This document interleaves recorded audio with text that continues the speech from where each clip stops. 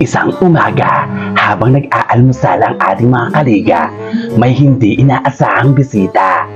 Tinganinganinganinganinganinganinganing. Magandang umaga po sa inyo.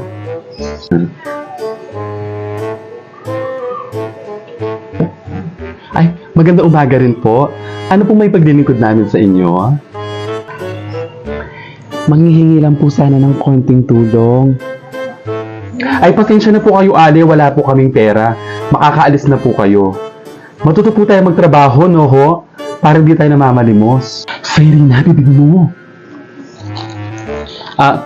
Pasensya na po kayo dito, Ito lang po yung nakayanan ko.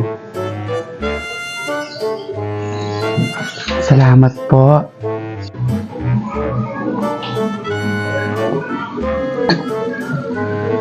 Wait, Sisi. Abot mo na rin ito. Akin na, Sisi.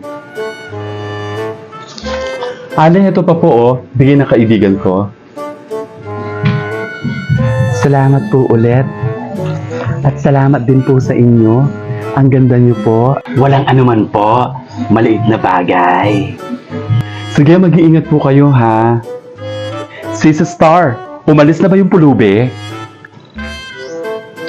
Oo, umalis na. Bakit kayo mga taong yan umaasa na lang sa pamamalimos?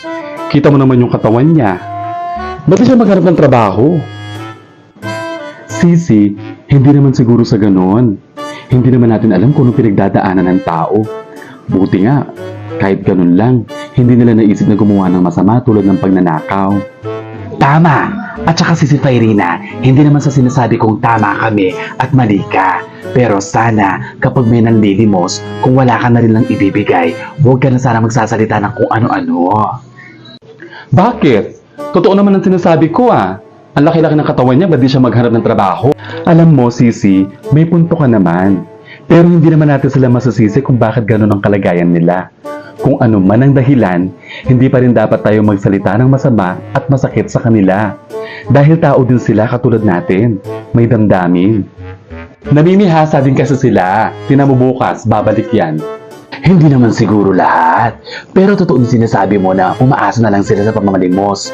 Pero malay natin na talagang meron tayong kapwa na walang ibang choice kundi ang mamalimos. Alam mo, Fairina at Istariray, wala namang problema kung hindi tayo magbibigay sa mga namamalimos. Pero laging may choice kung magbibigay ka o hindi.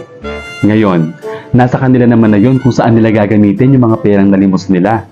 Pero malay ba natin na meron talaga mga tao na bukod tanging pinagtatawid nila ng gutom sa araw-araw ay ang pamamalimos.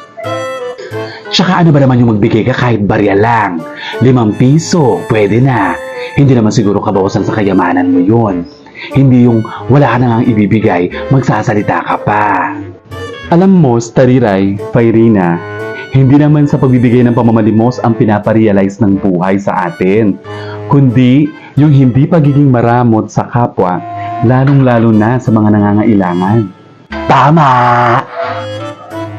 O siya, dalawa kayo suko na ako.